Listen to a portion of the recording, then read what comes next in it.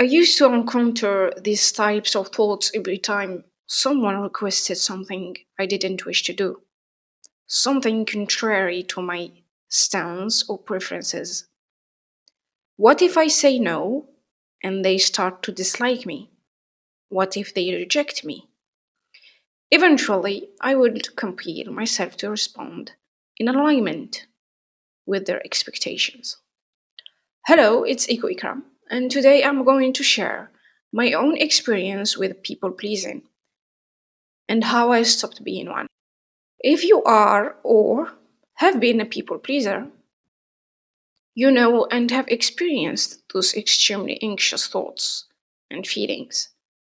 Every time a family member or friend asked us to do something we were against, whether it's going to a place we don't like, talking to people we don't like, or supporting ideas and positions we're against. It felt like I was losing myself every time. Not only that, but I started to silence my own inner voice, stopping myself from having opinions and making decisions on things that mattered to me. I was completely lost, reaching a level where I anticipated others' expectations and demands before they even said it, so I could please them by aligning with their expectations, thinking that would make me a valuable person they couldn't let go of or reject. This defined how foolish I was, putting people before me and answering their expectations, playing a role that didn't fit me. I created a version that could fit with these people, a version that wasn't the real me. In order to please others, I tormented myself and neglected myself. By seeking people's love and satisfying their needs, I lost what I was searching for: to love myself and to have self esteem. I lost a healthy relationship with myself. People pleasing is really dangerous for oneself. And when I say I lost control over my life, I really did. All my decisions were based on what my parents wanted me to do. I couldn't share my true opinions and views with my friends, avoiding any conflict with them, even if they hurt me and my feelings. I did everything so I could gain some validation from others, whether my parents or friends, which is very, very bad. So let's talk about how I stopped being a people pleaser. The first step I took is I learned to stay alone, to be okay with being alone and try to enjoy it. At first, I used to spend time watching anime or movies, stay more with my family. And it was good at first, but not enough. I had to learn to be with myself, to learn more about me, about what I like and what I dislike, to be curious and to seek answers for my questions, to learn how to solve my own problems and make decisions on my own.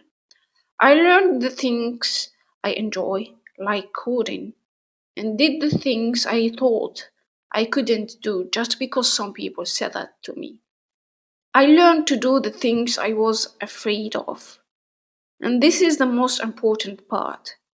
It's all about reconnecting with myself. It takes so much time and effort.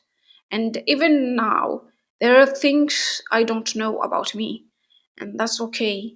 With time and experiencing a lot of things, and of course, reading, I will learn more about me. Self validation and emotional self sufficiency are the end goals.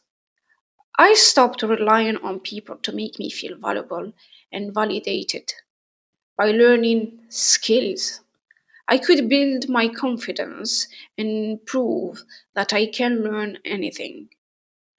Shifting my ways of searching for validation rather than seeking it from the outside, I started to look inside by pursuing what I wanted, doing things I enjoyed, and finding meaning in my life.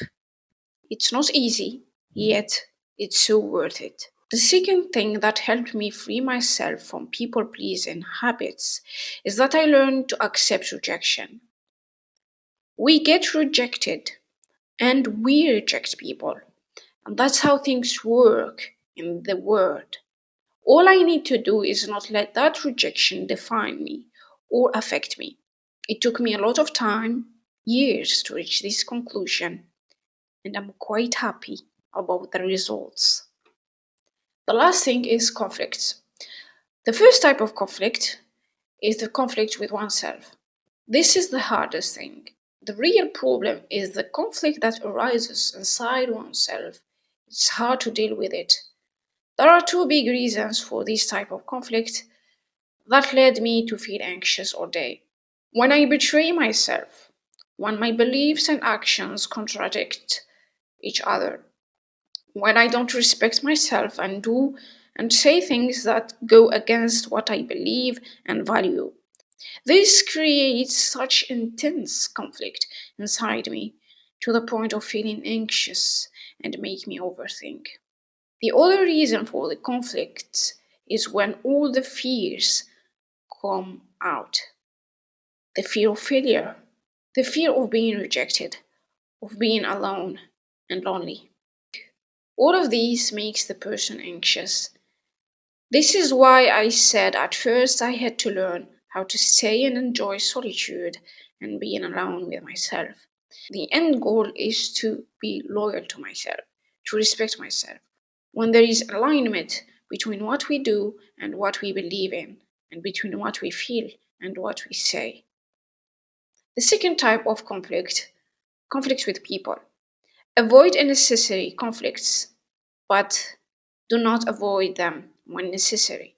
For example, when someone tries to impose their opinions on me, I don't really care, nor do I find it necessary to point out what I think about the matter.